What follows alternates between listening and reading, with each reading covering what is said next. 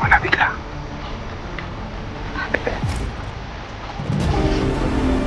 Pinatay siya ng itim na duwende na kasama ni Tisoy, mga idol, at itim na diwata. Pinagtulungan ang kaibigan natin si Elijah. Mga hayop! Parusa ito sa kanila.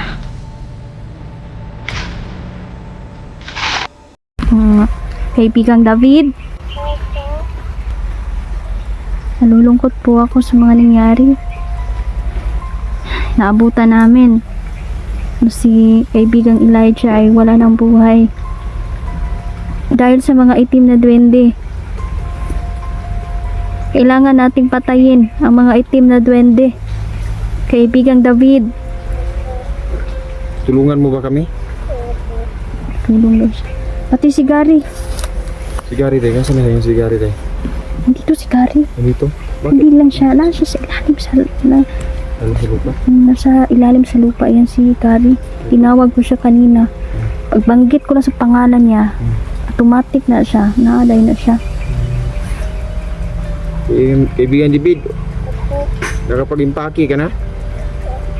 Doon ka na titira sa bahay ko, ha? Sama ka ni Peter, ha? Sama kayo. Grabe. Isa talaga tong malaking honor sa amin, no? Kaibigang David, na tulungan mo kami. Huwag kang mag-alala, kaibigang David, dahil patuloy kami na magbibigay sa iyo ng alay, lalo na ngayon at sumasama na kayo doon sa bahay ko. Salamat at pinaunlakan mo ang aming hiling sa iyo na doon ka na tumira kay Peter. Lalong-lalo na ngayon, kaibigan, na napakadaming kalaban at may kakayahan sila na tapusin ang buhay ninyo. Lalong-lalo na. Tutulungan mo ba kami, kaibigan David? Salamat, Bakit matamlay ka, kaibigan? Nalulungkot ka ba? Dahil mamatay yung mga kasamahan mo, no? Hawa naman. Ito sa akin, magpapasublan ito. So, grabe mga idol, no? Hindi ko inaasahan to Ito pa. na itong kambal ni Tisoy, mga idol, mas pinalakas pa ngayon dahil bata pa lang yan. May mga gabay na siyang itim na duwende, itim na diwata. Diwatang si Muhammad Abdul. Muhammad Abdul. Pinatay niya yung diwata. Grabe talaga na tao. Pura pusa. May kasama siyang duwendeng itim. Galit na galit siya sa atin dahil kasi pinatay mo yun si Juan Tisoy. Tisoy yung kambal niya. Mataas pa lang buhok niya ng kambal niya, no? Mahaba. At may ano siya, parang may diferensya sa ulo ba? Malaki yung ulo niya. Bukol na to, bukol to. Sis ata ito. Sis. Or may sis sa ulo. Gani. So, Ayun, mga kasolid, no? kitang-kita mo pa, Tinitingnan namin. Kasi kitang-kita may na mga doon kalaban ang kasi kasamaan niya. Sigurado ako na dyan si Abdul ngayon. Dahil kanina palipot-lipot siya kanina dito. Ayaw lang namin masugod yung padiretso dahil Unahin ko muna siguro yung kasama. hindi kami pwede magkumpiyansa. Hindi Hindi. pwede magkumpiyansa. Baka kita yun naman pahamak. Sino magliligtas sa atin? Pamilya natin, itong pamilya, ang sao na lang. Oh, sino magkuhan ng anak ko? May anak ako. Kailangan na pag-isipan bawat hakbang. Hindi pa diretso lang. Gani. Sabihin lang, sugod tayo ng sugod. Di madali kapag nandito na sa area, mga idol. Yung pag-aalala, pagkaba mo na baka may mas malakas pa sa iyo, baka i-blackmail ka, baka ano ka sa kalaban, akala mo matrap ka dyan, sugod ka ng sugod. Kaya kami nag-iingat kami dito. Pag alam na namin medyo dihado tayo sa laban, mga idol, relax ta muna, magplano muna tayo para di ta maisahan ng kalaban. Tama. Tulad ngayon, kasama namin si kaibigang David, si Diwatang Erika. Nandito din si Diwatang Erika. Pasensyahan nyo na po mga ka-solid po dahil mahirap talaga yung buhay namin dito sa bundok. Ito nga yung bata namin, oh, hindi pa kami masyadong nakatulog. So ito, bumalik na naman kami dito sa bundok para makapag-explore. Hindi kami nakakapagpahinga. Ginagawa namin ang ano. Ito namin na. Dami sila. Anong gagawin namin kung marami dyan sila may sniper? Kaya katagulilong tayo. Tagulilong. So, baka may panguntra din sila ba? Ayun, nagtagulilong tayo. Susan! Ay, kabala ka Susan naman. lang tayo. Laban kami. Di tayo susuko, idol. Kaya natin to. Tuloy lang tayo. Hindi lang tayo panghinaan ng loob. Ayun, naramdaman ko. Nanghila yung katawan ko. Huwag ka lang magpadala. Kabala ka. Sige, pikit ka muna dyan. Kanina ka pa napapagod ba? Parang kapasa. Lakad ng lakad. Ikaw, okay ka? Kira, uy. Bantayan mo na kita dito. Iba ka talaga dahil. Taglay mo talaga. Takas ng isang mandirigma. Hindi ka natutulog. Lalong-lalo ka Babae din. Nakakaramdam naman akong pagod. Pero itius ko muna. Baka sunggaban tayo agad ng kalaban ba. Pahinga muna tayo. Kailangan din ang katawan natin ng pahinga. Tapos nakatago tayo. Kaibigang David, okay ka lang kaibigan? Tagulilong. Kaibigang Gary. Ayan, nandito pala si kaibigang Gary. So, ayan, grabe si kaibigang Gary, no? Nararamdaman ko siya mga idol, no? Di man yun yung man narinig dito. Pero si Gary ay nakikipag-usap po sa isip, mga idol. Salamat no po. Salamat kaibigan. Kaibigang David, huwag kang kumpiyansa sa mga bandido ha. Dahil lalo na yung mga itim na duwende. Kaibigan. Tapos nandiyan na sila. Kami nakawala sa mga nila. Kaya naglaban na sila. Let's go.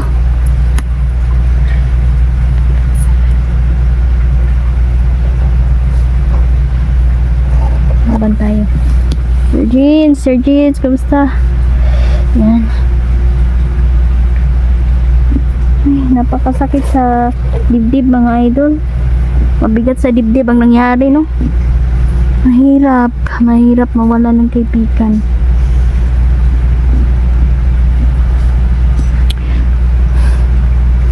Pero alam kong may paraan mga idol.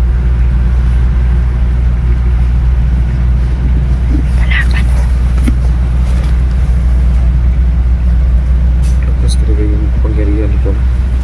Nararamdaman. Natulog ka? Hindi na ako matutulog. Kailangan natin ito magpatuloy tayo. Oo.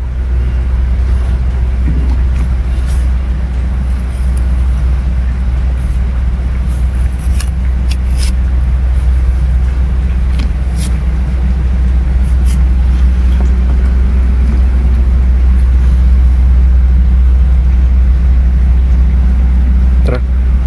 Ayan na. Kaibigan! Umuwi ka muna doon sa bahay. Ha? Huwag kang lalabas kasi maraming killer ng mga diwata. Ha? Salamat kaibigan. Ingat ka palagi. Ingatan mo ang sarili mo ha.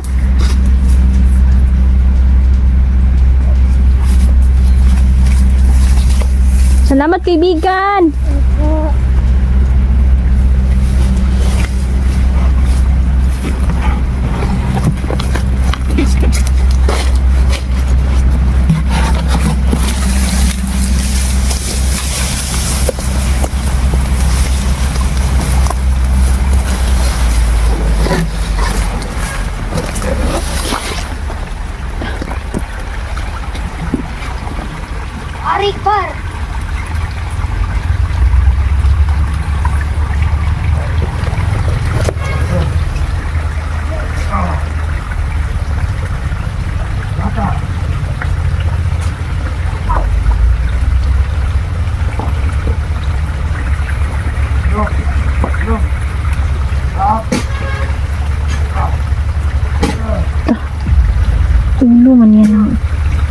Bata doon eh. Ulo ng Bata o hayop? ano. Grabe naman yung sana. Hindi naman yung pula. Ay, inalay nila sa libindi. Hayop.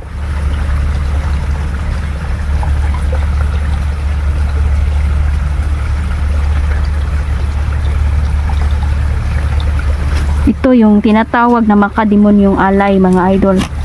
Kapalit ang kapangyarihang malakasan galing sa itim na duwende.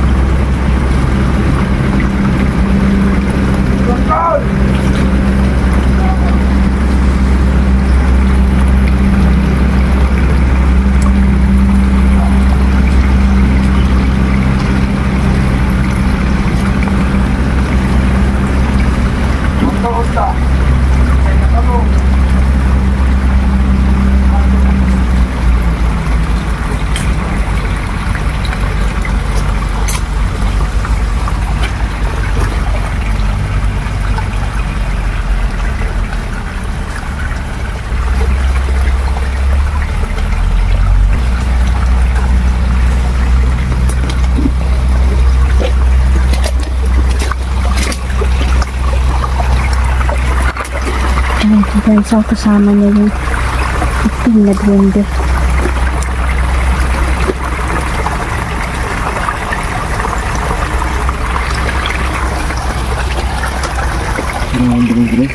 Hingina ka? Hindi mo na tayo susugod. Parang napapalibutan sila ng mga itiman dito. Relax lang.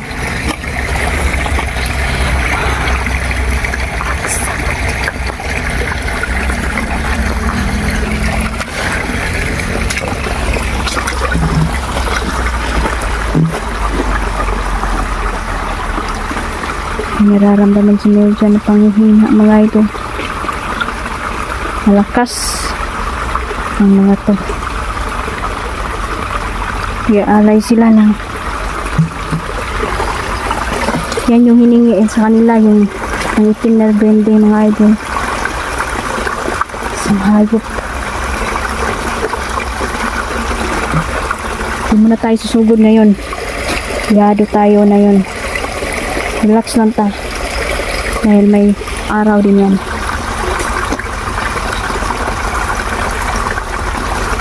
Masugod tayo. Sugod. Baka mawalan tayo ng depensa ba. Kasi ngayon, mga diwata nating kaibigan, tinumba nila. Walang kahirap-hirap.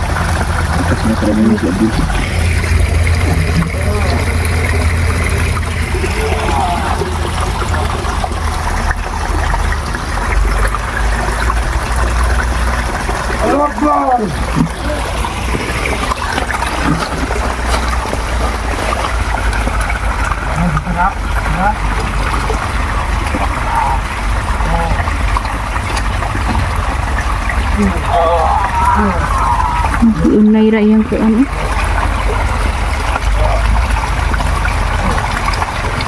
Unay ra yang tao.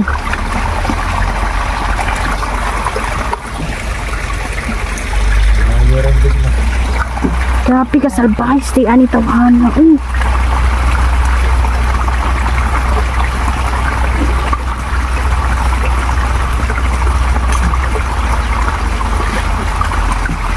Alay sila ng buhay.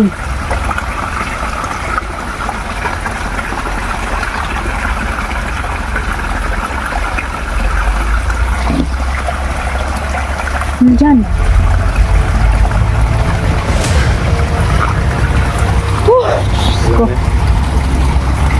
Hindi bihira, malakas talaga siya dahil. Nakakaamoy siya. Pamagitan ng kanyang mga gabay na itim ng demonyo. Pinigilan ko ang sarili ko na sumugod. Kasi sabi ni Gabay, hindi ito ang oras. No? Malakas sila ngayon. Ang gawin natin, planuhin natin kung paano o kung saan ang kahinaan ni Abdul. Ito na yung sinasabi ng ating mga diwata. Mga pagbaha at pagguho ng lupa, mag-ingat kayo. Dahil darating at darating ang ganti ng mga diwata.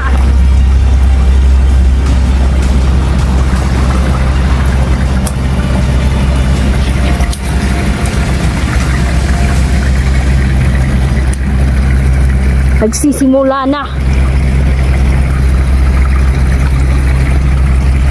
Nasa na nila yung kwan.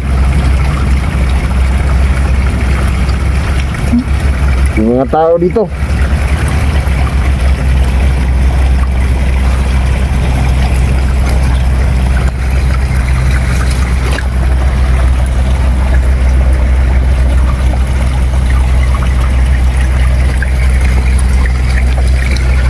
Maris ka dyan. Pari dito. Baba na natin ang panghihina. So ayan, siguro mga idol na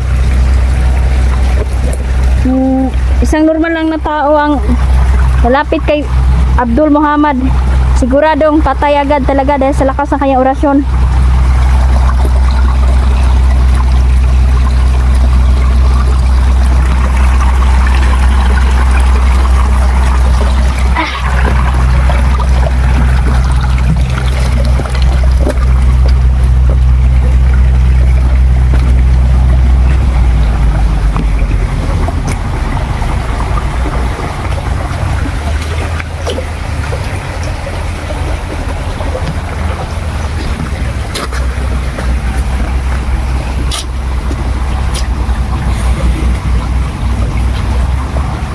Sukdulan ng kasamaan ng mga to.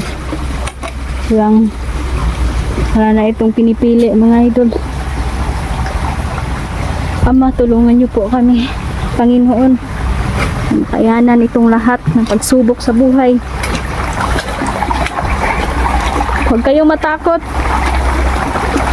Kaibigan, simula ngayon gagawa kami ng paraan para mapigilan ang pagpatay nila sa mga diwata at bende.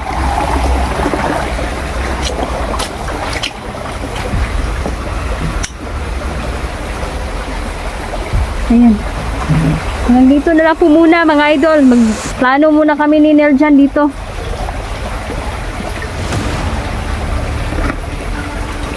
Ayan. Salamat po. Mag-ingat po kayo. Mama Susan, Lailin, salamat. Ingat ka dyan.